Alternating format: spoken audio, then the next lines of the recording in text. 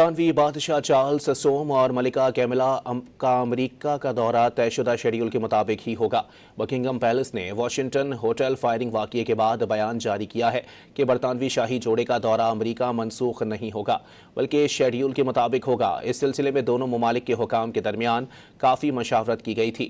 دونوں آج 27 اپریل کو واشنگٹن کے لیے روانہ ہوں گے اور اپنے 4 روزہ دورے کے دوران امریکی قیادت سے ملاقاتیں اور دیگر سرگرمیاں شیڈول ہیں۔ برطانوی بادشاہ چارلس سوم اور ملکہ کیملا کا امریکہ کا دورہ طے شدہ شیڈول کے مطابق ہی ہوگا۔